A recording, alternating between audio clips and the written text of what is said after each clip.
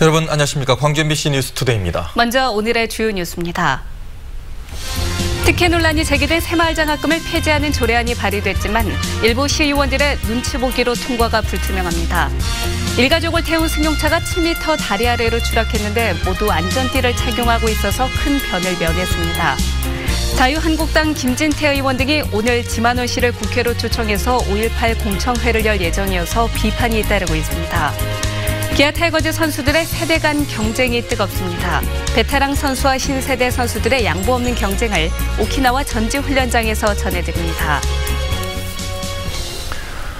특혜 논란이 제기된 새마을 장학금 문제 그동안 수차례 보도해드렸는데 이 같은 특혜 시비를 끝내기 위해서 일부 광주시 의원들이 관련 조례 폐지안을 발의했습니다. 하지만 이게 시의회를 통과할 수 있을진 불투명합니다. 정용욱 기자입니다. 광주시 의원 5명이 새마을 장학금 조례 폐지안을 발의했습니다. 관련 예산이 없는 만큼 유명무실한 조례를 없애자는 취지에서입니다. 지난해 10월 광주시 보조금 심의위원회가 특혜성 논란을 낳은 새마을 장학금에 대해 즉시 폐지를 결정했고 이에 따라 올해는 예산이 한 푼도 반영되지 않았기 때문입니다. 시민단체는 여기서 한 발 더 나아가 관련 조례를 폐지해 장학금 지급 근거를 완전히 없애자고 요구했고 이를 의원들이 수용한 겁니다. 이게 폐지되지 않고 있다고 한다면 혹시라도 이게 이제 다시 회귀될 수 있는 방향이 있잖아요. 그래서 지금 이야기가 되었을 때 폐지되는 게 맞는 것 같습니다. 하지만 상임위나 시의회 본회의에서 조례 폐지안이 통과될지는 불투명합니다. 새마을의 반발 속에 일부 시의원들이 눈치를 보고 있었습니다. 이 폐지 발의는 함께 하기 어렵겠다라는 그런 이제 입장들이 많이 있으셨어요. 사실 그래서 이번에 이제 상임위원회에서 제대로 이게 통과가 될 수 있을까 하는 걱정이 이제 사실 됩니다. 시의회 일각에선 단순 폐지보다는 경기도나 제주도처럼 다른 장학사업과 통합해 새마을 장학금을 지급하는 절충안이 검토되고 있습니다. 하지만 시민단체는 이 역시도 특혜 우려가 있다며 반대하고 있습니다. 새마을회와 시민단체 가운데 누구의 손을 들어줄지 시의회의 고민이 깊어지고 있습니다. MBC 뉴스 정용욱입니다. 광주시 1단계 민간공원 특례 사업의 공공성이 확대됩니다. 광주시는 1단계 민간공원 특례 사업을 추진 중인 수랑공원, 마륵공원, 봉산공원에 아파트 건립 면적을 줄이고 용적률을 낮추는 조정안을 우선 협상 대상자에게 통보했습니다. 한편 환경단체 등은 축소된 아파트 건립 면적도 16.9%에서 23%로 민간공원 2단계 평균인 9.3%보다 크게 높고 비공원 시설의 면적뿐 아니라 개발 밀도 역시 감시해야 한다고 지적했습니다. 이용석 광주시장이 광주형 일자리 첫 모델인 현대자동차 합작공장 추진에 반대한 주장에 대해 이기주의라며 이례적으로 강도 높게 비판했습니다. 이 시장은 광주시청에서 열린 정례조례에서 임금의 하향 평준화를 우려해 광주형 일자리를 반대하는 건 일자리가 없어 고통받는 청년들을 외면하는 기득권자의 이기주의라고 주장했습니다. 현대, 기아차 노조 등은 광주형 일자리 투자 협약식 당일 광주시청 앞에서 기자회견을 열고 정부와 광주시가 재벌과의 뒷거래로 광주형 일자리를 강행했다며 사업 중단을 요구한 바 있습니다. 종일 찬바람이 옷깃을 파고들면서 매우 춥겠습니다. 오늘 아침 대부분 지역의 기온이 큰 폭으로 떨어져 있는데요. 광주와 순천은 영하 4도 안팎, 목포는 영하 3.3도를 기록했고 여기에 찬바람이 매우 강하게 불면서 체감온도는 영하 10도 안팎까지 뚝 떨어져 있습니다. 오늘 나가실 때는 옷차림 따뜻하게 하셔야겠습니다. 전날보다 기온이 10도 이상 낮아지면서 곳곳에 한파주의보도 발효 중입니다. 이렇게 특보가 발표된 만큼 오늘 추위로 인한 피해가 없도록 각별히 주의하셔야겠습니다. 한파주의보와 더불어서 곳곳에 각종 특보가 발효 중인데요. 흑산도와 홍도에는 강풍주의보가 발효된 가운데 오늘 해안을 중심으로 바람이 매우 강하게 불겠습니다. 시설물 관리에 신경 쓰셔야겠고요. 여수와 순천, 광양에는 건조주의보가 발효 중입니다. 불씨 관리에 주의하셔야겠습니다. 날씨 정보였습니다. 설 연휴 첫날 광주에서 일가족 4명이 탄 승용차가 7m 다리 아래로 추락했습니다. 다행히 가족들 모두 안전띠를 착용하고 있어서 크게 다치지 않았습니다. 남고은 기자입니다. 승용차 한 대가 앞차를 들이받더니 다리 난간을 뚫고 아래로 추락합니다. 설을 맞아 고향을 찾은 일가족 4명이 탄 차량이 7m 아래 낭떠러지로 떨어진 겁니다. 강 씨의 차량은 다리 아래 낭떠러지로 추락해 전복됐지만 탑승자 모두 안전띠를 메고 있어 크게 다치지 않았습니다. 앞좌석은 물론 뒷자리에 앉은 2명 모두 안전띠를 메고 있어 화를 면했습니다.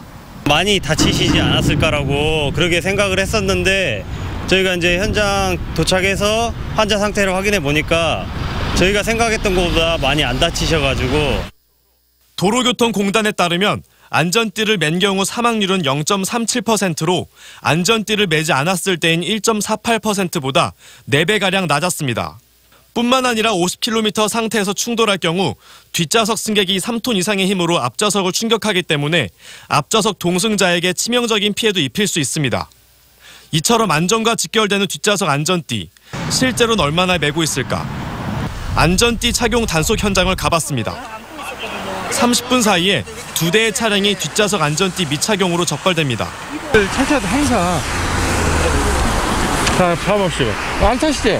전자석이요. 그래도 사모님도 이렇게 채우셔야 돼. 우리나라의 앞좌석과 동승석 안전띠 착용률은 지난 2017년 88%로 다른 나라와 비슷했지만 뒷좌석 안전띠 착용률은 독일과 영국 등에 비해 3배 이상 저조했습니다. 안전띠는 소중한 생명띠와 같습니다. 따라서 운전자는 물론이와 전 동승자께서는 간과하기 쉬운 뒷좌석 안전띠 착용. 지난 9월 도로교통법이 바뀐 뒤로 광주와 전남에서 적발된 안전띠 미착용 건수는 모두 1,700건에 이릅니다. MBC 뉴스 남궁욱입니다.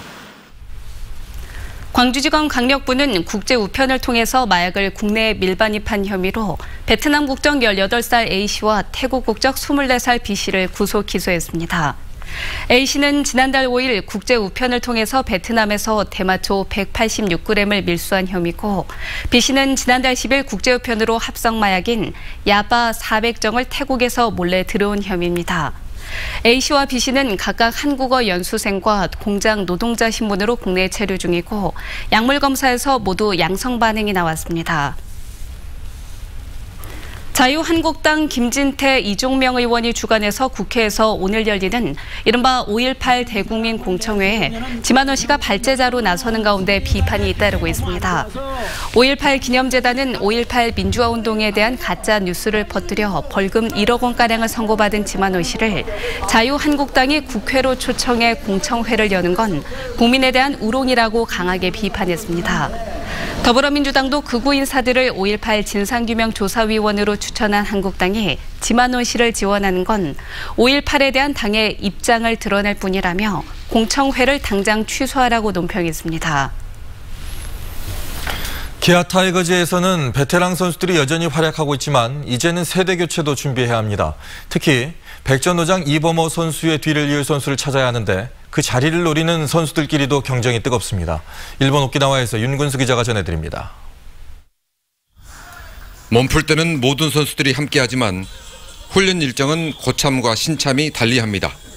이름하여 스타조와 샛별조, 최고참 이범호, 김주찬 선수 등은 무리하지 않으면서 컨디션을 끌어올리는 반면 샛별들은 덤까지 훈련을 소화합니다.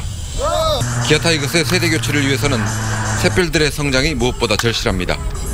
지난 시즌 6개 포지션을 맡았던 최원준 선수는 올 시즌 정경기 출장이 목표입니다. 주전이 되고 싶다는 뜻입니다. 선배님들이 형들을 위협할 수 있는 실력이 돼야 제가 주전 선수가 될 수 있고 그런 방향으로 갈 수 있다고 생각하기 때문에 그런 부분에 되게 중점을 많이 두고 있습니다. 지난 시즌 후반기에 깜짝 활약했던 유승현 선수도 일주일에 6일 동안 TV에 나오는 게 목표입니다. 그러려면 3루 포지션이 겹치는 이범호 선수를 뛰어넘어야 합니다. 범호 선배랑 같은 포지션에서 훈련하고 있는데 많이 물어보고 이제 많이 빼먹으려고 하고 있습니다. 하지만 프로 데뷔 20년 차인 베테랑 이범호 선수가 호락호락할 리 없습니다. 세월이 지나면 제가 그 친구들한테 지는 건 당연한 거지만 어쩔 수 없이 내려오고 싶은 생각은 없는 것 같아요. 통산 2000경기 출장과 350홈런 등 도달 가능한 목표도 눈앞에 있습니다. 프로스포츠에서 세대 교체는 불가피한 선택입니다. 관건은 타이밍입니다. 후배가 선배를 뛰어넘을 수 있을 때 교체가 이루어져야 효과를 극대화할 수 있습니다. 오키나와에서 MBC 뉴스 윤근수입니다. 세계 수영대회 조직위가 대회 D-150일을 앞두고 오는 11일 오후 KTX 서울역에서 대회 마스코트의 대형 조형물 제막식을 진행합니다. 제막식에서는 다채로운 문화 행사를 비롯해 수영대회 입장권 구입 행사와 박태환 선수 팬사인회가 함께 진행됩니다. 조직위는 앞으로 인천공항과 국회의사당 등 유동인구가 많은 전국 12곳에 대형 조형물을 설치할 예정입니다.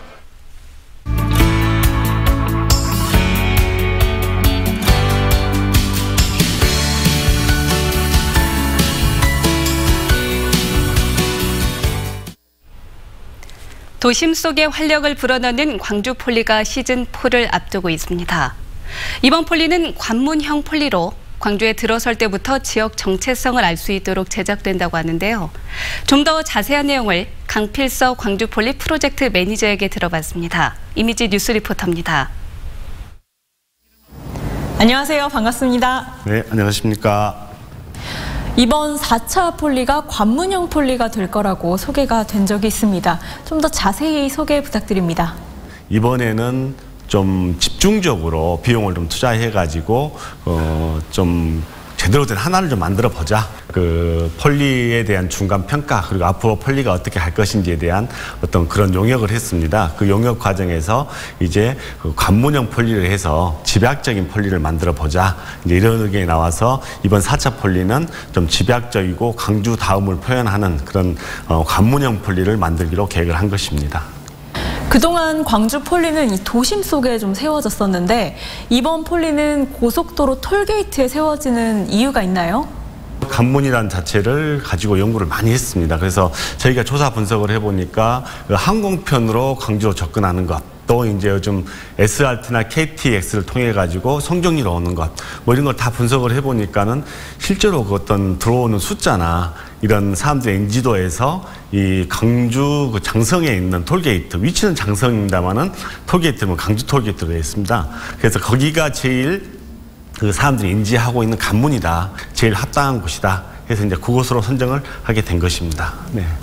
당초 폴리의 취지가 이 도시에 좀 더 시민들이 관심을 갖게 하자 이런 취지였잖아요. 그런데 이게 만약에 고속도로 톨게이트에 세워지면 당초 취지와는 조금 어긋난 거 아니냐 이런 생각도 드는데 어떻게 보세요? 네, 그렇게 생각할 수도 있습니다. 근데 이 폴리라는 자체가 어떤 꼭 어떻게 사람이 체험을 하거나 올라가 보거나 또 먹어보거나 꼭 그래야 되는 게 아니기 때문에 이 관문형으로 이 폴리를 만들게 되면은 사람들이 지나가면서 이 폴리를 느끼고 폴리에서 아 이게 굉장히 특이하게 생겼지만 폴리구나 뭐 이런 형식들을 느낄 수 있다면은 그 자체가 폴리가 되기 때문에 그게 위치가 이제 뭐 이제 톨게이트가 돼서 사람들이 그 지나 다니더라도 이 폴리로 인지한 데는 크게 문제가 없을 걸로 생각이 됩니다. 지금은 4차 폴리에 참여할 건축사 그리고 예술가들을 좀 공모하고 있죠. 이런 분들이 참고하면 좋을 만한 사항들 안내해 주세요. 1월 28일 날 공고를 해서 3월 4일하고 3월 5일 이틀간에 대해서 접수를 받도록 되어 있습니다. 그 접수를 통해 가지고 그 중에서 제일 우수한 작품을 이제 선정을 할 계획으로 있고요. 그 어떤 공모한 자체가 지금 현재도 진행 중이고 지금 이걸 보시는 어떤 예술가나 건축사분도 지금 시작을 하셔도 3월까지 작품을 제출할 수가 있습니다. 그래서 그 상세한 사항은 광주 비엔날레 홈페이지에 이렇게 게시가 되어 있는 그런 상황입니다. 네. 3월 4일부터 3월 5일까지만 제출하면 된다는 말씀. 그렇습니다. 네. 알겠습니다. 그동안 3차까지 진행된 폴리에서 세워진 폴리가 총 30개 정도 되잖아요.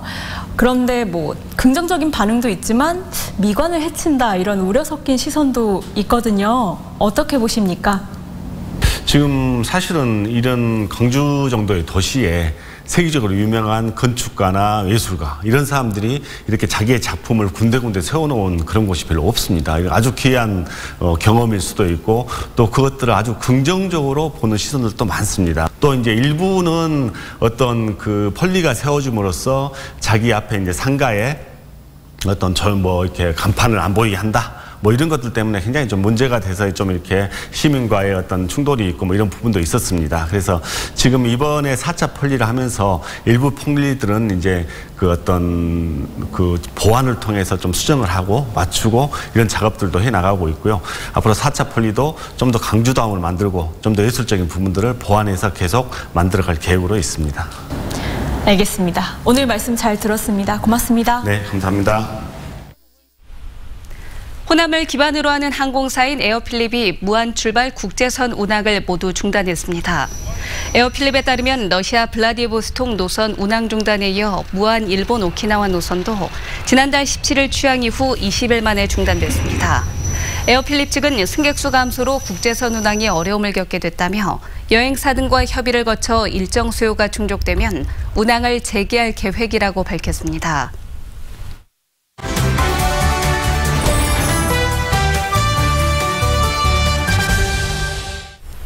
긴 연휴가 지나고 육체적, 정신적으로 피곤함을 느끼는 이른바 명절 증후군을 앓고 계시는 분들 많을 것 같습니다. 이런 피곤함을 날리는 데에는 가벼운 야외 활동을 하는 것도 도움이 되는데요. 네, 오늘은 정수정 여행작가와 광양으로 떠나봅니다. 안녕하십니까? 네, 안녕하세요. 네, 광양 어디로 먼저 떠나볼까요? 네, 천년의 숲. 백운산 자연휴양림인데요.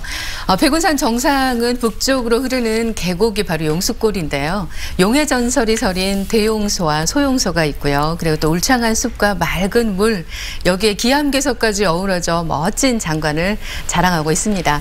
이 용수골 하류는 계곡물이 넓게 흐르고 또 수량이 많아서 사계절 가족 단위 이렇게 휴양 공간으로도 아주 인기고요. 네. 그리고 또 여기가 또 다양한 수종들이 있어서 아름다움을 더 간직하고 있는 것이죠. 네, 이 가족들이 함께 둘러보기 좋은 등반 코스도 추천해 주신다면서요. 네, 천년의 숲길, 바로 도성국사의 발자취를 찾아가는 길이라는 뜻에서 이름 붙여졌다고 해요. 이 백운산 둘레길인데요. 네. 이 백운산 둘레길 앱을 내려받으면 둘레길 중간중간 다양한 정보도 이곳에서 받을 수가 있고요. 그리고 또 폭포, 그다음에 잔디광장, 또 글램핑장, 전망대까지 약 3.5km 구간인데요. 이곳은 한 1시간 30분 정도면 충분히 다녀볼 수가 있고요. 그리고 또 가족 단위 여행이니까 가볍게 다녀보신다고 하면 이 폭포와 잔디광장 그리고 수국길을 해서 돌아오는 길이 약 2.3km 구간인데요. 이게 1시간 정도면 충분히 다녀볼 수 있습니다. 네, 또 요즘에 백운산 고로쇠 수액 채취하는 기간이라고 하는데 네. 이 기간 기다리시는 분들 많으실 것 같아요. 맞아요. 지금이 아주 제맛이죠. 네. 벌써 지난달에 채취를 시작해서 그 판매를 시작하고 있는데요. 전국 최초의 지리적 표시를 등록해서 광양 백운산 고로쇠 수액은 이 인체에 유익한 무기질을 가장 많이 가지고 있다고 해요. 특히 게르마늄 성분이 가장 많은 지역, 여기 이 지역의 산이 성인병 예방에도 굉장히 도움이 된다고 해요. 네. 그리고 전국 제1의 고로쇠 수액이 이 명성을 얻기 위해서 정제 과정을 거친 수액만 판매를 하고 있다고 합니다. 네. 그리고 0.5리터, 1.5리터, 이렇게 4.5리터 이렇게 소포장 이렇게 규격이 이렇게 나와서 소비자들에게는 선택의 폭이 아주 넓어졌죠. 네. 그리고 광양 망덕산도요. 작지만 꽤나 유명한 산이던데 함께 소개해 주시죠. 네, 그렇습니다. 망덕산 하면 백두대간의 끝자락 이렇게 말씀을 하시는데요. 네. 반대로 생각하면 또 백두대간의 첫돌머리, 네, 첫봉우리라고 볼 수가 있죠. 네. 예. 이렇게 망덕 포구를 품은 그 197m의 호남 정맥의 첫 봉우리입니다. 이 망덕이라는 이름은 일본의 침입을 망을 봤다라는 뜻에서 이름이 붙여지기도 했고요. 그리고 또 무주 덕유산을 이렇게 바라본다는 뜻에서 이렇게 유래됐다고도 해요. 네. 정상 부근에 이렇게 부석정 정자가 있는데요. 여기에서 내려다 보이는 이 섬진강과 이 남해의 조망은 정말 너무너무 멋집니다. 네. 여기에 또 최근 망덕산과 천왕산을 잇는 그 출렁다리가 개통이 돼서 아주 많은 분들이 또 찾고 있죠. 네, 망덕산 근처에 정병욱 가옥이라고 있다면서요? 네, 맞습니다. 하늘과 바람과 별과 시, 어느 분의 시인지 아세요 혹시? 윤동주 씨. 그렇죠. 맞습니다. 일제강점기 한국문학사의 보석처럼 이렇게 아름답게 빛났던 윤동주 시인의 유고집인데요. 하늘과 바람과 별과 시가 이렇게 세상에 나오게 했던 네. 가옥이 바로 정병욱 가옥입니다. 네. 윤동주 시인의 이 육필 이 시고를 후배인 정병욱 교수와 함께 또 은사인 이영하 교수에게 한 부씩 이렇게 맡겼다고 해요. 네. 그런데 이 정병욱은 윤동주 시고를 어머니께 이렇게 맡기면서 살아 돌아올 때까지 이렇게 잘 간직해 주시고 혹시 우리가 이렇게 살아 돌아오지 못하더라도 독립이 되거든 이렇게 모교로 이 시집을 보내서 이렇게 출판을 하게끔 네. 해달라라고 이렇게 유언 같은 부탁을 남겼다고 해요. 이 이야기를 듣고 어머니가 얼마나 마음이 아팠겠어요. 그렇죠. 놀랬겠죠. 네. 그래서 이거를 명주실 보자기에 겹겹이 싼 뒤에 이렇게 항아리에 놓고 마루 밑에 이렇게 숨겨뒀다고 해요. 네. 그래서 돌아온 아들에게 정말 자랑스럽게 이렇게 내어줬다고 하는데요. 그래서 이 시가 해방 후인 1948년 이 정병욱 교수에 의해서 이렇게 간행이 됐죠. 네. 그래서 이 시를 우리 지금 이렇게 볼 수 있게 된 가옥이기도 한데요. 네. 현재 이 가옥은 등록문화재로 지정이 되어서 많은 분들이 또 이 사연과 함께 찾아들고 있습니다. 네. 잔잔하고 또 의미 있게 둘러볼 곳들, 또 역사적인 장소도 많네요. 네. 네, 주말에 한번 가보시는 것도 좋을 것 같습니다. 네. 고맙습니다. 네, 고맙습니다. 감사합니다.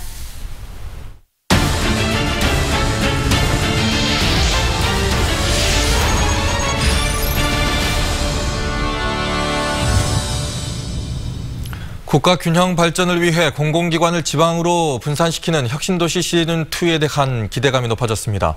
새로운 기관의 이전과 함께 빛가람 혁신도시가 한 단계 도약할 수 있는 발판을 마련해야 한다는 목소리가 커지고 있습니다. 이기상 기자입니다. 국가균형발전특별법에 따라 수도권에 있는 공공기관 가운데 120여 곳이 지방에 추가로 분산 배치될 예정입니다. 이른바 혁신도시 시즌2를 정부와 여당이 속도감 있게 추진하기로 한 것입니다. 광주시와 전라남도는 이미 빛가람 혁신도시로 이전해온 기관들과 관련성이 높은 기관을 중심으로 적극적인 유치전을 펼칠 계획입니다. 한국스마트그리드 사업단과 데이터진흥원, 문화관광연구원 등 10여 개 공공기관이 기존 이전 기관들과 연관돼 있고 해양환경관리공단 등도 농수산의 메카인 전남에 필요한 기관이라는 점에서 20여 개 기관을 빛가람 도시로 옮겨주길 요청하고 있습니다. 한전 KDN 그런 문화예술위원회와 관련이 있는 공공기관들을 전남도 광주시와 긴밀한 협조관계를 취하면서 앞으로 유치해 나갈 계획입니다. 혁신도시 시즌1이 기반시설 구축과 공공기관 입주 등 외형적인 틀을 잡는 것에 치중했다면 시즌2는 혁신도시 활성화와 내실을 다지는 기회가 돼야 한다는 지적입니다. 농림식품기술기획평가원을 마지막으로 빛가람 혁신도시 시즌1이 마무리됐지만 정주 여건 등은 여전히 미흡하기 때문입니다. 교육 여건, 퇴비나 축산 악취, 그리고 SRF 문제, 그리고 문화시설의 확충 등 정주 여건 개선이 아주 시급하다고 봅니다. 혁신도시 시즌2가 국가균형발전이라는 취지를 제대로 살리려면 기관 이전과 함께 빛가람 혁신도시를 자족형 거점 도시로 성장시킬 대책이 뒷받침돼야 한다는 목소리가 높아지고 있습니다. MBC 뉴스 이계상입니다. 생계형 소액 채무를 오랫동안 갚지 못한 연체자에 대해 정부가 이달 말까지 지원을 연장합니다. 한국자산관리공사 광주전남 지역본부는 원금 1,000만 원 이하의 채무를 10년 이상 상환하지 못한 연체자를 대상으로 채권을 소각하거나 원금의 최대 90%까지 감면해주는 제도를 이달 말까지 연장해 지원하기로 했습니다. 장기 소액 연체자 재기 프로그램이 필요한 채무자는 자산관리공사 지역본부나 지부에 설치된 접수 창구에 신청하면 상환 능력 심사를 거쳐 지원을 받을 수 있습니다. 오는 3월 출시되는 광주 지역 화폐 이름이 공모와 시민 선호도 조사를 거쳐 광주 상생카드로 정해졌습니다. 광주 상생카드를 사용할 경우 연말정산 시 소득공제 30% 혜택과 일반 체크카드 대비 2배 이상 캐시백, 기아 챔피언스필드 입장권 할인 등 다양한 혜택이 주어집니다. 지역 자본이 밖으로 유출되는 것을 막고 지역 소상공인들의 매출 증대를 꾀하는 이 지역 화폐는 광주 소재 소상공인 업체에서만 사용이 가능합니다. 미세먼지로 인한 우려가 높아지는 가운데 특보 상황을 알려주는 무료 문자 서비스가 제공됩니다. 광주시 보건환경연구원은 미세먼지와 초미세먼지 농도가 높아져 주의보나 경보가 발령될 경우 발령 사항과 대응 요령을 알려주는 무료 알림 문자 서비스를 시행 중입니다. 문자 서비스는 광주시 보건환경연구원 전화나 홈페이지를 통해 신청하면 받을 수 있으며 미세먼지 정보는 인터넷 포털과 시 홈페이지에서도 확인이 가능합니다. 전남도민들의 안정적인 이동권 보장을 위해서 공공형 버스 지원 등이 추진됩니다. 전라남도는 오는 7월부터 근로시간이 주 52시간으로 단축됨에 따라 농어촌 버스와 시내버스 노선의 감축 운행이 불가피할 것으로 보고 각 시군의 버스 구입비와 운영비로 3억 원을 지원해 지역 사정에 맞게 대비하도록 했습니다. 또 지난해 2만 5천여 명가량이 이용한 100원 택시에도 14억 3천만 원을 지원해 외딴 지역 주민들의 나들이의 불편을 덜어주기로 했습니다. 오는 8월 8일 예정된 섬의 날 기념식 개최지 지역을 두고 전남 동부권과 서부권이 경합을 벌이게 됐습니다. 전라남도는 최근 행정안전부의 요청에 따라 제1회 섬의 날 기념식 개최지로 전남 동부권에서는 여수시를, 서부권에서는 목포시와 신안군을 공동 추천했다고 밝혔습니다. 행안부는 다음 주쯤 두 지역에 대한 실사를 진행한 뒤 이달 안에 개최지를 결정할 계획입니다.